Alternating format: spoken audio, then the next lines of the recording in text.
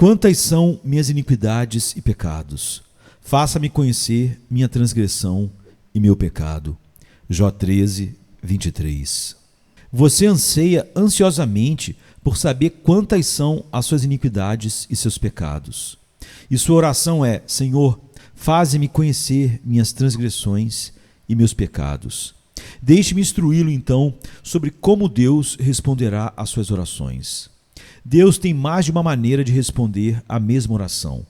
E, embora os caminhos sejam diversos, todos são igualmente úteis e eficazes. Às vezes, acontece que Deus responde a essa oração permitindo que o homem caia em pecados cada vez mais graves.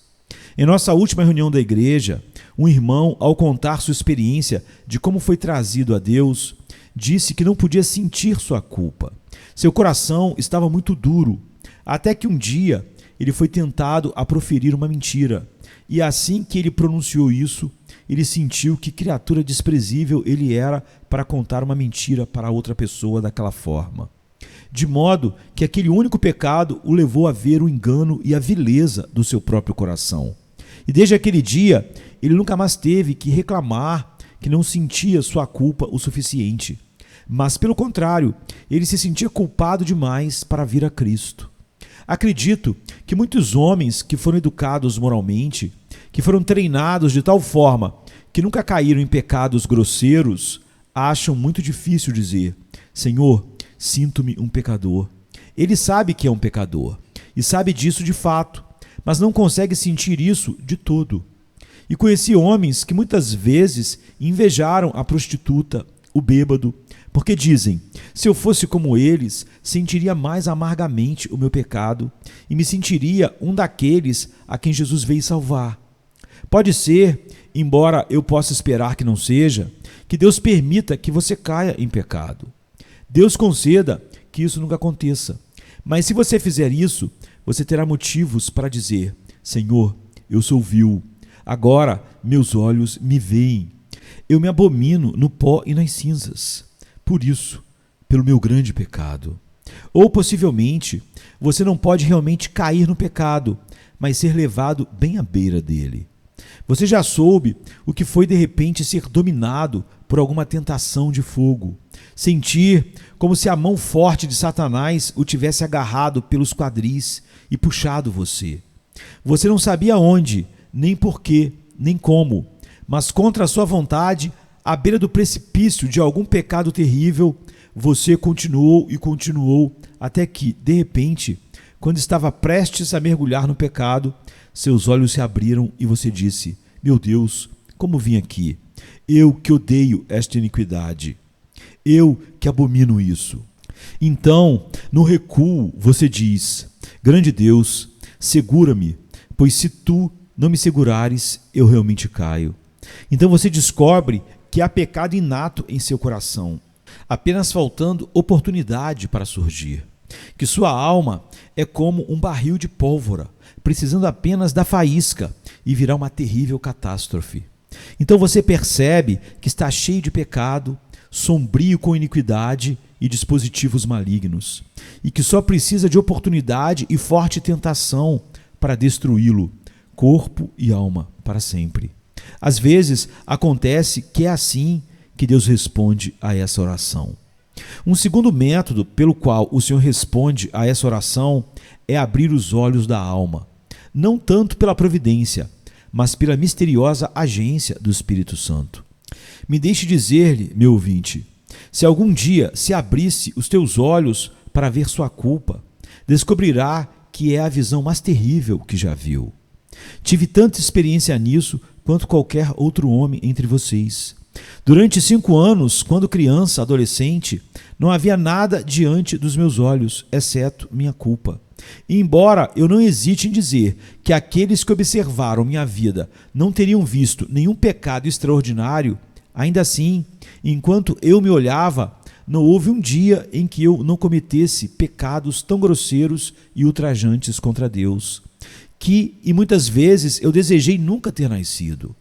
Eu conheço a experiência de John Bunyan, quando ele disse que gostaria de ter sido um sapo ou uma rã, ao invés de um homem, tão culpado que ele se sentia. Você sabe como é com você mesmo. É como quando uma dona de casa limpa seu quarto, ela olha e não há poeira. O ar está limpo e todos os móveis brilham intensamente. Mas há uma fenda na veneziana. Um raio de luz entra e você vê a poeira dançando para cima e para baixo. Milhares de grãos no raio do sol. É o mesmo em todo o quarto, mas ela só consegue ver onde o raio de sol brilha. É assim conosco. Deus envia um raio de sua luz ao coração e então vemos quão vil e cheio de iniquidade ele é. Espero, meu querido, que sua oração não seja atendida como foi no meu caso, por terrível convicção, sonhos horríveis, noites de miséria e dias de dor. Tome cuidado. Você está fazendo uma oração tremenda quando está pedindo a Deus que lhe mostre sua maldade. Melhor para você modificar sua oração e colocá-la assim: Senhor, deixe-me saber o suficiente de minha iniquidade para me levar a Cristo. Não tanto a ponto de me afastar dele, não tanto a ponto de me levar ao desespero, mas apenas o suficiente para ser divorciado de toda a confiança em mim mesmo e ser levado a confiar somente em Cristo. Caso contrário, como Moisés, você pode ser compelido a gritar em um ataque de agonia: ó Senhor, mata-me, peço-te, se eu encontrei graça aos teus olhos e não me deixes ver a minha miséria. Ainda assim, porém, a questão prática se repete e você me pergunta novamente: diga-me, como posso sentir a necessidade do meu Salvador? O primeiro conselho que dou é este: particularize seus pecados. Não diga, eu sou um pecador. Não significa nada. Todo mundo diz isso. Mas diga, sou um mentiroso, eu sou um ladrão, eu estou bêbado, tive pensamentos impuros, cometi atos impuros, eu já me rebelei em minha alma muitas vezes contra Deus. Muitas vezes fico com raiva sem uma causa. Eu tenho um temperamento ruim. Eu sou ganancioso. Eu amo este mundo mais do que o mundo que está por vir. Eu negligencio a oração. Eu negligencio a grande salvação. Coloque as perguntas sobre os pontos separados e você logo se convencerá muito mais prontamente do que por se considerar um pecador como um todo. Eu ouvi falar de um velho monge hipócrita que costumava reclamar enquanto batia nas costas o mais suavemente que podia: Senhor, eu sou um grande pecador, tão grande pecador quanto Judas. E quando alguém dizia: sim, você é como Judas, um velho e vil hipócrita, ele dizia: não, não sou. Então ele continuaria: eu sou um grande pecador. Alguém diria: você é um grande pecador, você quebrou o primeiro mandamento. E então ele dizia: não, não quebrei. Então, quando ele continuava e dizia: eu sou um grande pecador, alguém dizia: sim, você violou o segundo mandamento. E ele dizia: não, não. E o mesmo com o terceiro, o quarto, e assim por diante. Portanto, aconteceu que ele guardou todos os 10 mandamentos de acordo com o seu próprio relato, mas continuou a clamar que era um grande pecador. O homem era um hipócrita, pois se ele não tivesse quebrado os mandamentos, como ele poderia ser um pecador? Você descobrirá que é melhor não ficar pensando em seus pecados num culto de uma maneira geral, mas anotá-los, contá-los e examiná-los individualmente, um por um. Então deixe-me aconselhá-lo a seguir para ouvir um ministério pessoal. Sente-se não onde o pregador prega para você no plural, mas onde ele lida com você como um homem sozinho. Sozinho. Procure um pregador como Roland Hill, de quem se diz que se você se sentasse no banco de trás da galeria, sempre teria a impressão de que o Sr. Hill se referia a você.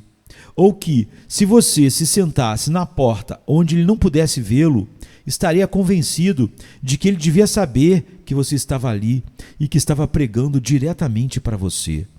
Na verdade, eu me pergunto se os homens alguma vez puderam sentir seus pecados sob a direção de alguns ministros. Ministros gentis, intelectuais, respeitáveis, que nunca falam aos seus ouvintes como se eles fizessem algo errado. Digo a esses senhores o que Rudy Lightman disse de muitos ministros em sua época, que eles estavam mais preparados para dançar uma dança do que para lidar com as almas dos homens. Eu acredito que há alguns hoje mais adequados para dar palestras inteligentes e trazer coisas agradáveis para acalmar mentes carnais do que pregar a palavra de Deus aos pecadores.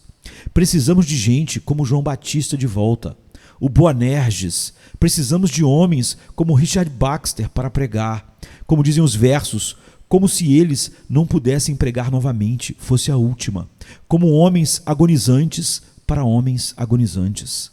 Precisamos de homens como John Berridges, que tirou o viludo de suas bocas anos atrás e não pode falar palavras bonitas e polidas.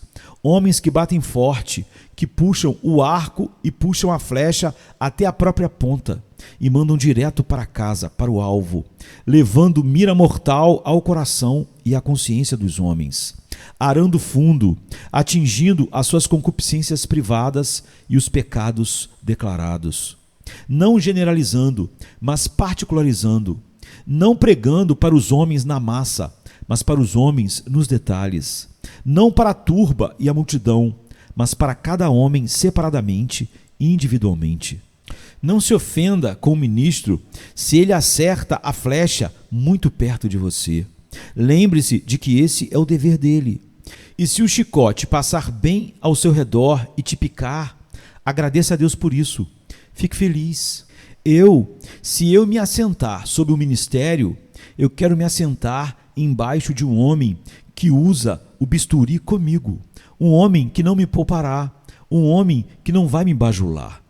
Se deve haver bajulação em qualquer lugar, que não seja, de forma alguma, no púlpito. Aquele que lida com as almas dos homens deve lidar com elas de forma muito, muito clara. O púlpito não é lugar para palavras bonitas, quando temos que lidar com as solenidades da eternidade. Aceite esse conselho, então, e ouça o ministério pessoal e voltado para o seu coração, para você, que fale com você diretamente. Além disso, se você deseja conhecer seus pecados, estude muito a lei de Deus. Que o capítulo 20 de Êxodo esteja frequentemente diante de seus olhos. E leve junto com ele, como um comentário, o sermão de Cristo e o discurso de Cristo quando disse: aquele que olhar para uma mulher cobiçando-a, já cometeu adultério com ela em seu coração. Entenda que os mandamentos de Deus não significam apenas o que dizem em palavras, mas que tocam o pensamento, o coração e a imaginação. Pense na frase de Davi: seus mandamentos são excessivamente amplos. E assim, eu acho, você logo descobrirá a hediondez do seu pecado e a escuridão da sua culpa. E se quer saber ainda mais, gaste um pouco de tempo contemplando o fim fatal de seu pecado, caso morra impenitente. Ouse olhar para baixo, para aquele fogo que deve ser sua condenação eterna, a menos que Jesus Cristo o salve. Seja sábio, pecador, e veja a colheita que você certamente colherá se semear joio. Às vezes, deixe essas palavras soarem em seus ouvidos. Estes irão para o castigo eterno. Abra seus ouvidos e ouça o final deste texto, onde há choro e pranto e ranger de dentes. Que tal passagem seja ruminada em sua alma. Os ímpios serão lançados no inferno com todas as nações que se esquecem de Deus. Esses pensamentos solenes certamente irão ajudá-lo. Livros como os de Joseph Ellene, Richard Baxter, Thomas Watson, Thomas Brooks, certamente terão um bom efeito em sua mente, ajudando você a ver a grandeza da sua culpa, fazendo você meditar sobre a grandeza da sua punição. Mas se você quiser uma maneira melhor e mais eficaz, ainda assim, dou-lhe outro conselho. Gaste muito do seu tempo pensando nas agonias de Cristo. A culpa do seu pecado nunca é tão claramente vista em qualquer outro lugar como no fato de que matou o Salvador. Pense em como deve ser a maldade que custou a vida de Cristo para salvá-lo. Considere, eu digo, pobre alma, quão negra deve ser aquela vileza que só poderia ser lavada com seu precioso sangue. Quão graves são aquelas ofensas que não poderiam ser expiadas a menos que seu corpo fosse pregado na cruz, seu lado perfurado, e a menos que ele morresse com febre e sede, clamando: Deus meu, por que me desamparaste? Vá para o jardim ao pé do Monte das Oliveiras e veja o Salvador em seu suor de sangue, suando sangue. Vá ao salão de Pilatos e veja-o em suas vergonhosas acusações. Vá para o salão da guarda pretoriana de Herodes e veja lá como os homens poderosos colocaram Cristo em nada, na mais profunda humilhação. E então vá, por último, ao Calvário e veja aquele espetáculo de desgraça. E se isso não lhe mostrar a escuridão do seu pecado, então nada poderá. Se a morte de Cristo não lhe ensina a necessidade de um Salvador, então que remédio resta para um coração tão endurecido, para uma alma tão cega como a tua? Assim, vos dei palavras de instrução. Não as esqueça, coloque-as em prática. Não sejam apenas ouvintes, mas cumpridores da palavra. Quantas são minhas iniquidades e pecados? Faça-me conhecer minha transgressão e meu pecado. Jó 13, 23.